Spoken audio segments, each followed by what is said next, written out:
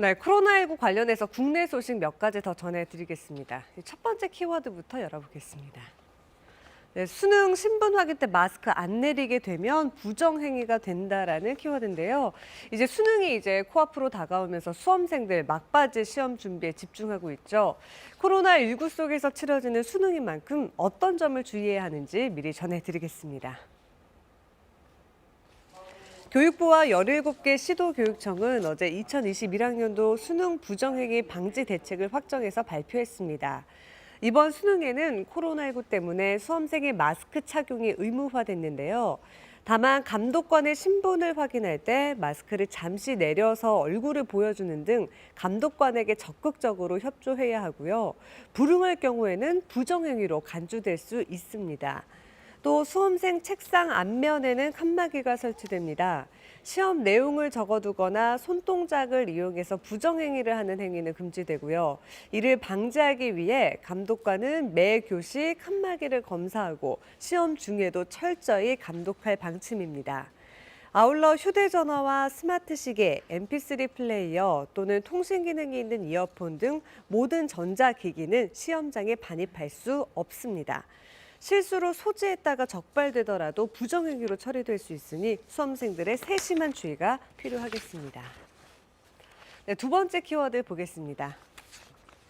올해 성장률은 마이너스 1.2%, 내년은 2.9% 전망한다는 소식입니다. 이 한국금융연구원이 코로나19 충격으로 내수와 또 수출이 모두 부진함에 따라 올해에는 성장률이 하락한 뒤에 내년에는 완만하게 회복할 것으로 봤습니다.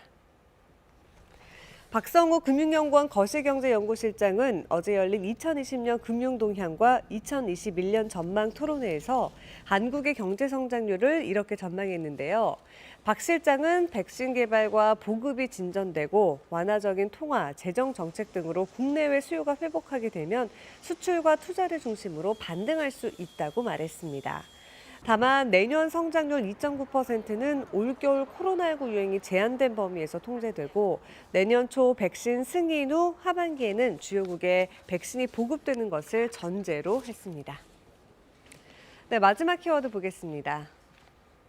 종묘대제 관람객 없이 비공개로 봉행한다는 소식입니다. 유네스코 인류무형문화유산에 등재된 종묘대제가 내일 7일 종묘에서 봉행되는데요. 올해는 코로나19 확산 방지를 위해서 관람객 없이 비공개로 진행합니다. 이번 종묘대제는 종묘에서 왕이 유교 절차에 따라 직접 제향을 올린 가장 큰 규모의 국가제사로 신을 맞이하고 즐기도록 하며 신을 보내드리는 절차에 맞춰 진행될 예정인데요. 올해는 코로나19 확산을 방지하기 위해 어가 행렬과 종묘 제략 연주를 생략하는 등 행사 규모와 참여 인원을 대폭 줄이고 관람객도 받지 않습니다. 종묘 대제 행사 영상은 문화재청 공식 채널 등을 통해 공개될 계획입니다. 지금까지 코로나 Q&A였습니다.